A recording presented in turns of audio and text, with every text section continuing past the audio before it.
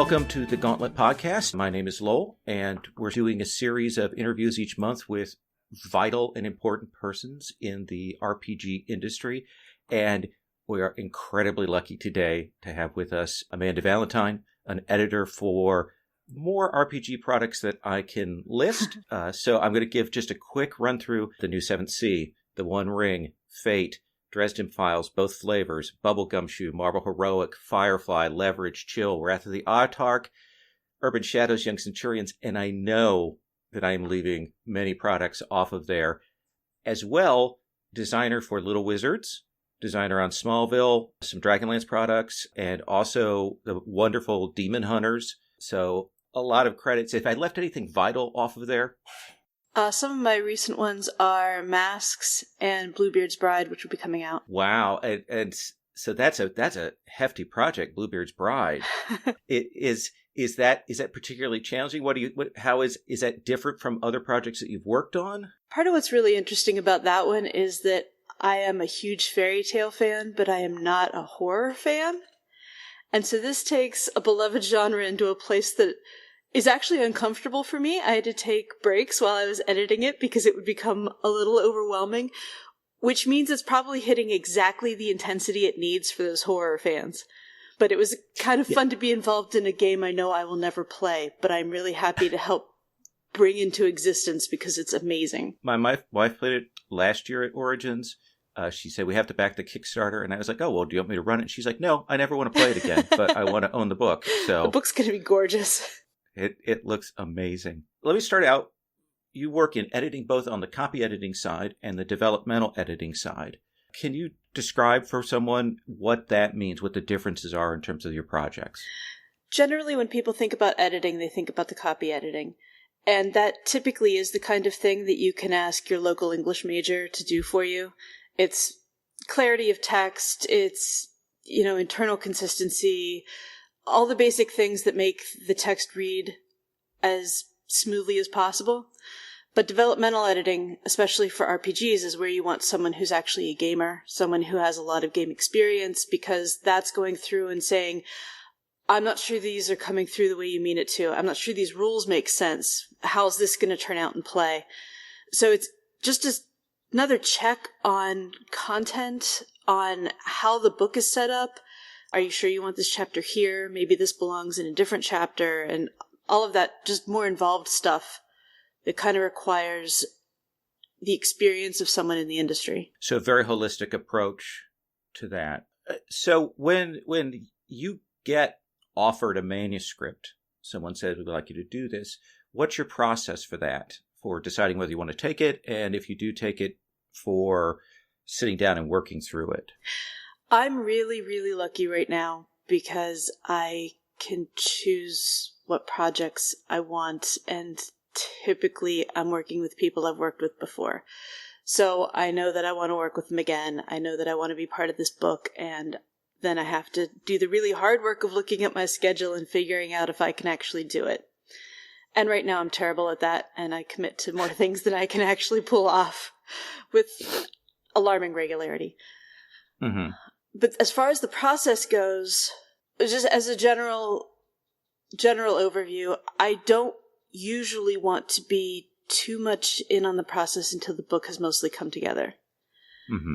The thing that an editor can bring to it is a set of objective eyes. And if I've been there from the beginning, then I have the same assumptions and background and baggage and everything that all of the other people involved in the project have. So I try to stay somewhat removed from it. That's also actually why I don't GM games pretty much ever. Oh, really? Because then I bring a player's perspective. A lot of game designers are also GMs. They're bringing a GM's perspective in addition to a player's perspective, but I bring pretty much just reader and player perspective. I think that angle helps me a bit. I also don't like being put on the spot as a GM, so it's just a handy professional excuse. So when I receive a manuscript, hopefully mostly in close to final form according to the developers and the writers, I'll read through the whole thing, preferably as much of it as I can in one go instead of broken up into little chunks, so that I just immerse myself in it. And that helps me with consistency so that I have all the terms in my head. I have the formatting in my head. Because when you work on a lot of games that have similar terms, they all get completely mixed up and you can't remember what this means in this game and how it was formatted for this company and stuff like that. So I prefer to immerse myself completely in the book as much as I can. And then it'll go back to the project manager, who will decide if it goes back to a writer or not. And then back to me. And then when we're all happy, it goes to layout. And then I get to see it one more time in layout. Okay. Has there been a change? You've been doing this for a long time. Yeah. And had you worked on, what other kinds of editing had you done before you moved to really take on RPG and game editing full time? I was a writing teacher. I taught. Oh, okay. I taught 7th, 8th, 10th, and college freshmen. And I'd been doing that for a while. And so the kind of feedback that you give, the kind of like positive, supportive, here's how this can be better feedback that you give as a teacher translated really well for me into editing. So what, in terms of the kind of feedback that you give, the kind of a sort of mentor working relationship with a writer, are you keeping a level of distance, or are you working with them one-on-one for projects, or does that differ? For an RPG project, almost always I'm dealing with a project manager who usually is not one of the writers. Mm-hmm. The bigger the book, the more likely that is to be true. And so that's kind of weird because the writer is this entity that shoved words in my direction and then, they got paid, they're done. And now I don't have any interaction with the writer after that, which is weird. And usually in that case, it's less about the writer themselves and more about the book. So I have to make all of these different pieces sound like they're coming from the same voice. Mm-hmm. When I do work with a writer one-on-one, in a lot of ways, that's a lot more fun. I also do some fiction editing. And part of why I love that is because I'm working directly with a writer, working on making their words as good as they can possibly be and their story as good as it can possibly be. But the only person I really have to answer to is the writer. Mm-hmm.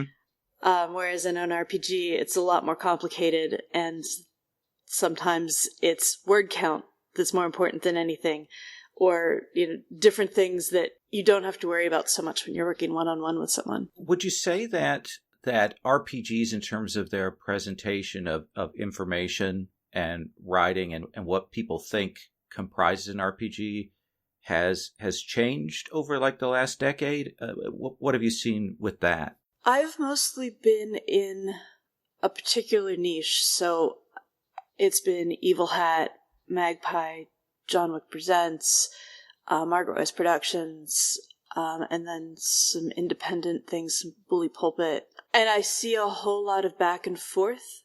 The people who are writing in this, they're all part of a community, and there's been this evolution, I think, that we've all kind of gone through together. So I don't know.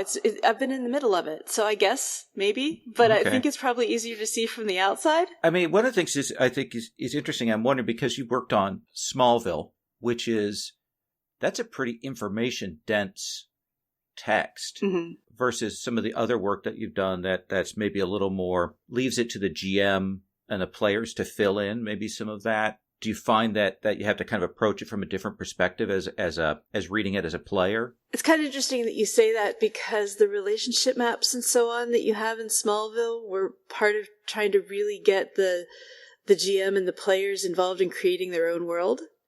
So I probably mm-hmm. wouldn't have made that distinction. Although, yes, that one feels a little more traditional than some of the shorter books, let's say. But then on the other hand, I'm a huge fan of 5e. We play a lot of D&D here at home. Oh, okay. So you're kind of bridging that gap between the more trad and indie in some ways, mm-hmm. right? So we call that tradindle, or trendy was the other portmanteau that we came up for that. In the Gauntlet, there are a lot of people who work indie side. I tend to cross over, so I sympathize with that. So let me ask, you've done a lot of projects. Are there any projects that you wish you had like another bite at the apple on, that you wish you could go and now, having learned something that maybe you would approach it in a different way or add on to with some new insights? Well, I mean, the most glorious failure is absolutely Marvel Heroic. Okay. And that I was a piece of that, but there was just a whole lot that went into that project not working out the way that we had all hoped that it would. I think all of us wish we could do that differently to bring out the game that was actually there that never saw the light of day. Other than that, when I look back, to some extent, being an editor requires a strong and confident hand that I didn't have early on. Mm-hmm. And that sometimes I still don't if I'm working with someone that I'm a little awestruck by. Uh-huh. So there are probably some things that I have let slip that I should have made a bigger fuss about or whatever, but I try not to think about that too hard because once they're published, it's done. Mm-hmm. Okay. Is there anything that's different? A challenge, you mentioned Marvel, and you worked on several licensed games. Does that change? Is there any kind of different interaction there when you've got a product that then has to go for approval somewhere else? Oh my goodness, yes. Okay.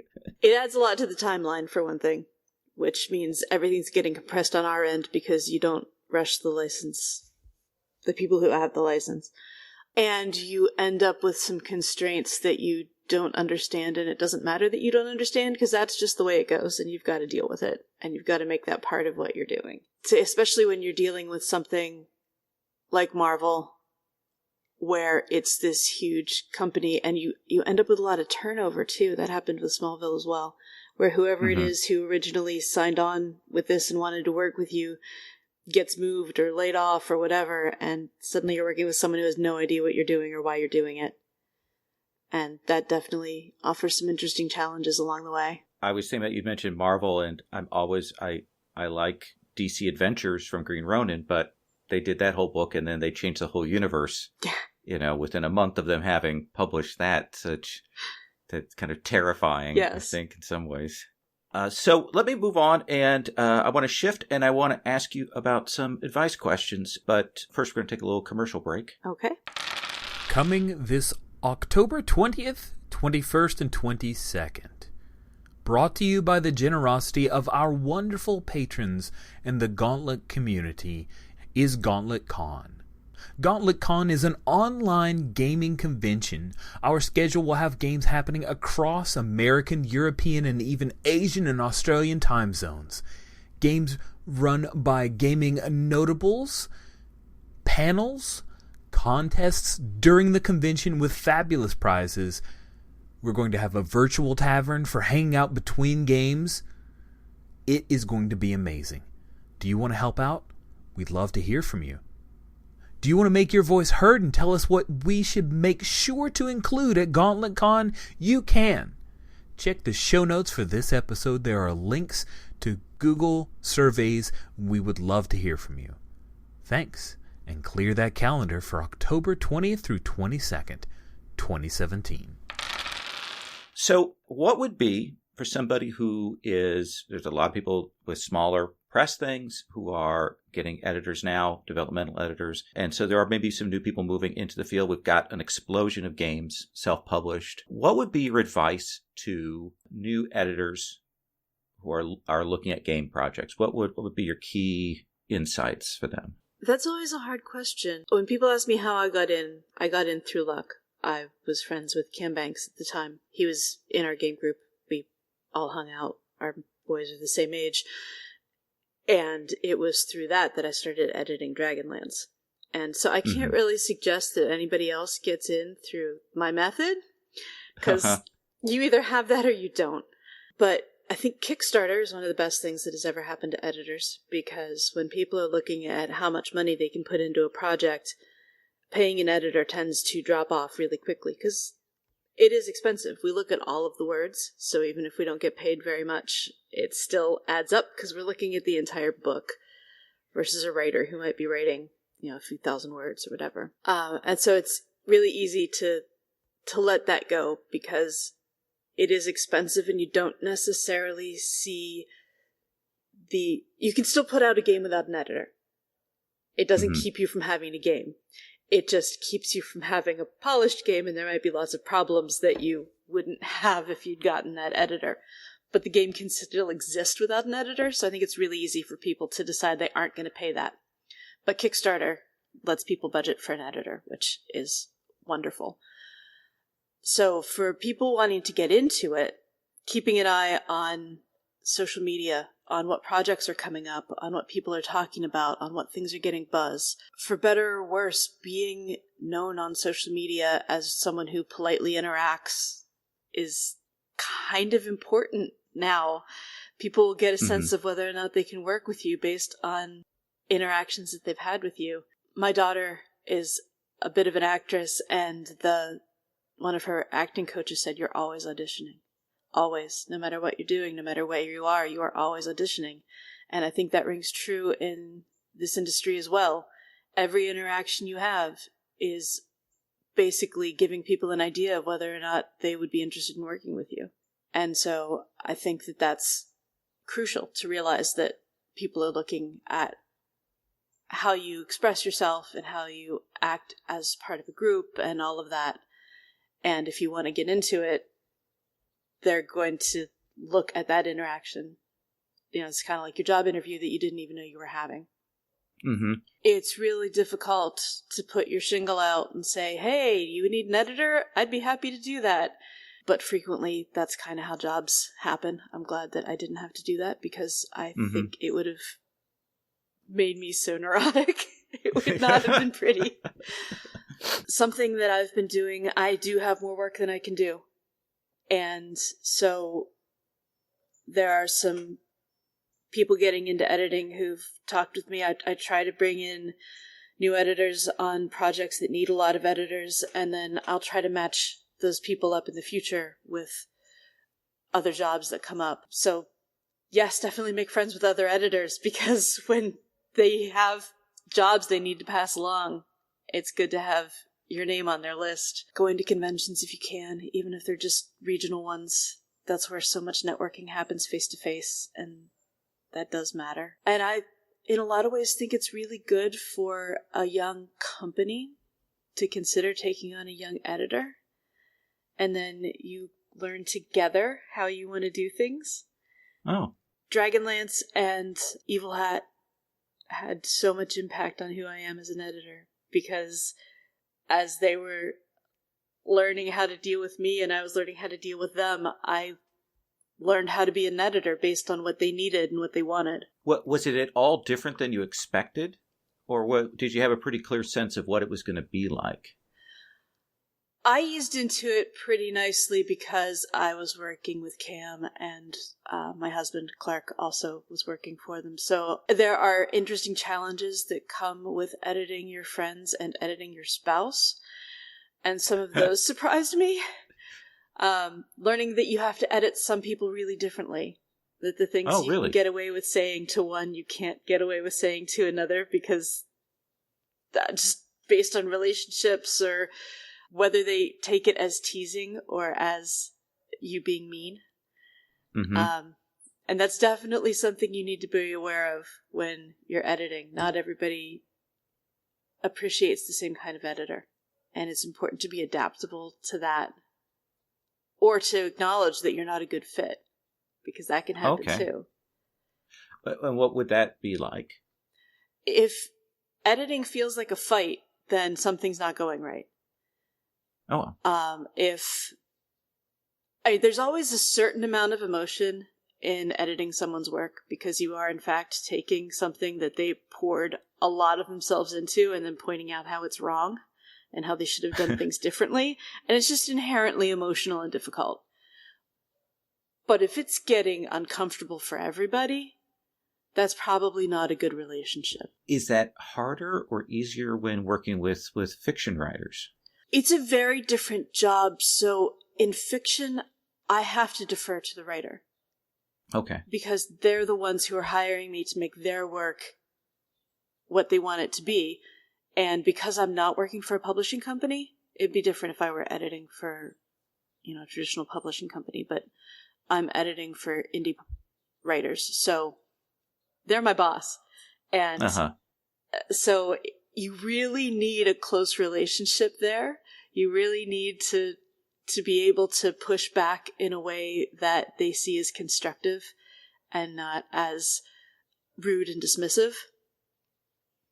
But once that is established editing fiction is so much fun and in a lot of ways so easy because you are just working with that one person and making them happy with their work is the whole goal there. You mentioned Bluebeards Bride at the start about a project that has a particular set of challenges. Are there any other things that you've worked on that you felt were especially challenging, that had some added obstacles? Smallville was interesting because typically I don't like player versus player. Mm-hmm. I much prefer playing a game where the players are united in going up against, an outside force or whatever. I want to be able to trust the people I'm playing with. I want to have some expectation that they're going to try to do what's right for me. But when you're doing an angsty teen drama, there's sort of inherently player versus player. But for Smallville, that had to come from a place of love. Mm-hmm. When Clark's mom is getting in the way of him trying to go off and do something dangerous, she's not doing it to make his life difficult. She's doing it because she loves him and she's afraid for him. And so trying to strike that balance was challenging but really fulfilling. And that was the kind of player versus player that I could get behind, where the drama's coming from a place of love and support instead of, I want to ruin your life. Any projects that you just love, that you just adore? What was the end result of it that you've done? Oh, so many.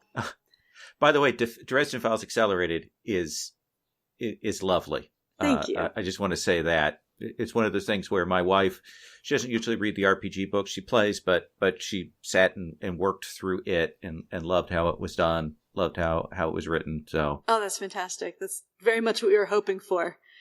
I am incredibly proud of the original Dresden Files stuff. That is, 750 pages or so of... Oh, it's huge. Yeah. Especially when you put Paranet papers into it. There's a chaos curse on the Dresden Files stuff. And so it always seemed to expand beyond what we thought we were dealing with. And there would always be complications that came up that were not foreseen, that just those projects loved to grow bigger than we were expecting when we set out. And I love the exhaustiveness of those. But then I love the accessibility of Dresden Files Accelerated.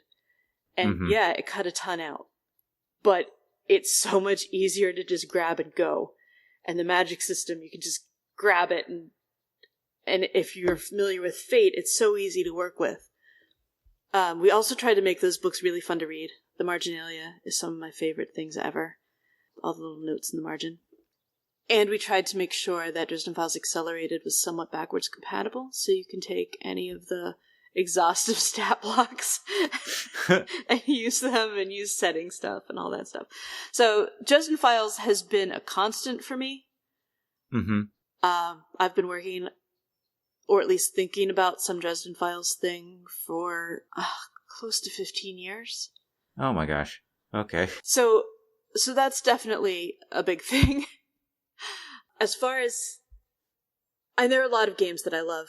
Bluebeards Bride is one of the ones that I'm really excited to bring into existence, even if I'm not going to play it. It's a really unusual game, and it's just unbelievably gorgeous, and I think it does horror in a way that is not easy to do. And it's uniquely feminine horror. That's very much where their focus was. I'm excited about Masks, mostly because the kids in my life think that is the most amazing game ever.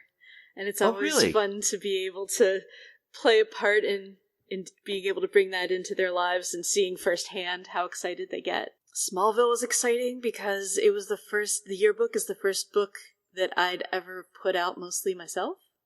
Usually I am just the editor, but usually it's somebody else's ideas, and the yearbook was a lot of my ideas and a lot of my guidance bringing that together. And of course Little Wizards is another one, because that's another one that's my baby. I actually have words in there. I wrote stuff for that. That almost never happens. And it's really weird to see my words on the page. I also want to point out, I think that Demon Hunters is how do I put this best? I think it's criminally overlooked, because I think that is an amazingly presented book. I think the rules are super smart in it. I love the way it's set up from the beginning to the rules section. I love the sort of options for generation. I honestly think that's a game that more people, especially if they like Fate and Fate-like things, should be looking at. Yeah, it's a really interesting combination of Fate and more or less Cortex. Also, I have never laughed out loud so hard at a book as when I was editing Demon Hunters. The cats thought I was crazy. But it's just so funny. Yeah, it's one of those books I wish it had grabbed more people. So, but tastes are odd out there in the industry. So yeah. But yeah, that one was a lot of fun. What would you like to see more of in the gaming community? Here I'm really biased because I have teenagers. Okay. And I would like to see more effort at helping. So there are a lot of games for kids, for little kids, for introducing youngsters to RPGs. And that's fantastic and that's important and that's what Little Wizards is about. And I'm really, really proud to have been a part of that. And I will go on happy little rants about all the great books for kids that are out there. And then you reach a point alarmingly early when you have invested in all these kids' books where kids are actually ready for RPGs written for adults. But that doesn't mean they're ready to game like adults. Mm-hmm. And our family vacations are all game conventions because that's work for Clark and me. And so, our kids are used to going to these, but it's hard for them to game there when there aren't things actually aimed at their age because they're no longer 8 and under, but they're not 18 and over either. And so more nurturing for those groups, and more nurturing of a supportive environment for them. Mm-hmm. Because if they find there's some dark elements that they can find that will not necessarily lead them in ways that we would all hope they would be learning around the gaming table or while playing video games or whatever. And I would love to see more thoughtful nurturing of young gamers and actively bringing them in. Yeah, Origins, the Games of Demand, has the kids track, but there's not really kind of a YA track, and I don't think I've seen anything like that at a convention. I know that Big Bad Con has a teen track. Oh, really? But I've never been able to make it out there because it's California during the school year. I've been working on DexCon, done by Double Exposure in New Jersey. There's a wonderful librarian there who works in... Oh gosh, I'm going to get it wrong if I give too many specifics, but he works in a city library and he has a gaming group there. And one day he brings all of his kids down to have a day at a con, and they do things around that. And so I started bringing kids from our neighborhood. We're in central Pennsylvania. And so I bring a handful of teens with me, and we kind of work together with Errol to get a bit of a teen track there, and to make sure that there are places where those kids can game and be teenagers instead of being adults or little kids. Mm-hmm. And you mentioned masks before as one that works for that. Are there anything else that games that you think do a particularly good job for that group? All the kids in our neighborhood are playing D&D. And I mean, it's just so adaptable, basically. They all know the general tropes of, adventure fantasy. Fate in general works really well. Clark has adapted it, for instance, to Steven Universe. Oh, wow. And to Star Wars and to all the things that these kids love. And it's just really adaptable to that, but it does require someone who's willing to hack it. What else? The tendency towards dark games, I love the burst of Powered by the Apocalypse, but so many of them go so very, very dark. And I understand the kids have dark lives and some of them really enjoy exploring that, and that's fine, but that's not what all of them want to do either. So, Apillion is adorable, baby dragons, but it's almost more of a YA game than a little kid game. Right. And my kids have really enjoyed that one too.